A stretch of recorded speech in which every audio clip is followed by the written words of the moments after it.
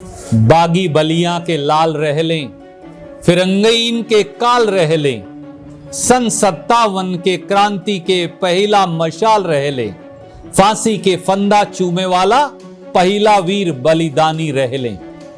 आजादी की 75वीं वर्षगांठ के मौके पर मेरा शत शत नमन उस वीर बहादुर को जिसने पहली बार हाथ में बंदूक लेकर अंग्रेजी सत्ता को चुनौती देते हुए कहा था, मारो।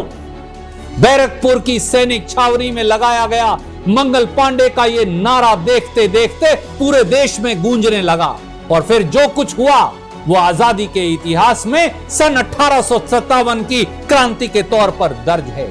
मंगल पांडे कोलकाता के नजदीक बैरकपुर में 34वीं बंगाल नेटिव इन्फेंट्री के सिपाही थे।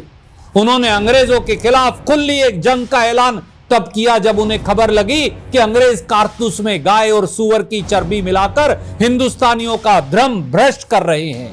मंगल पांडे के निशाने पर सबसे पहले आया सार्जेंट मेजर जनरल ह्यूसन उनकी गोली से जख्मी हुआ और जान बचाकर वहां से भाग खड़ा हुआ।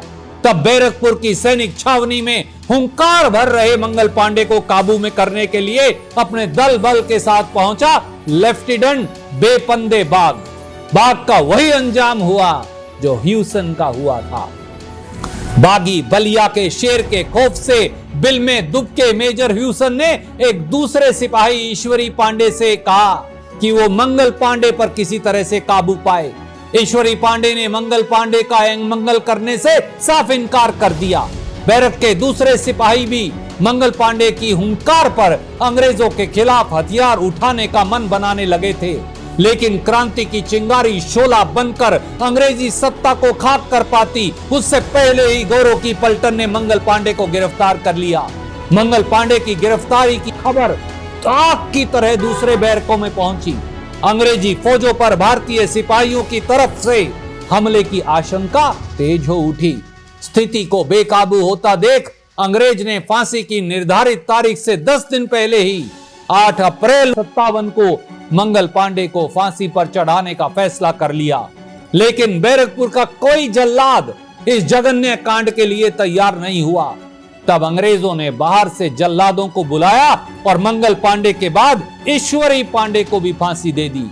अंग्रेजी सत्ता ने भले ही आजादी की अलख जगा रहे उन 2 मशालों को बलपूर्वक बुझा दिया हो, लेकिन क्रांति की उस चिंगारी को वो शोला बनाने से नहीं रोक पाए।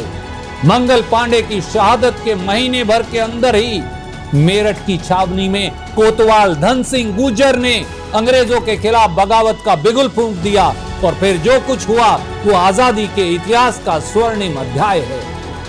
आजादी के इस पतित पावन मौके पर शहीद मंगल पांडे और ईश्वरी पांडे को मेरा कोटि कोटि नमन। आजादी के 75 साल, आजादी की 75 मशाल। जय स्वतंत्रता संग्राम, जय भारत, जय हिंद।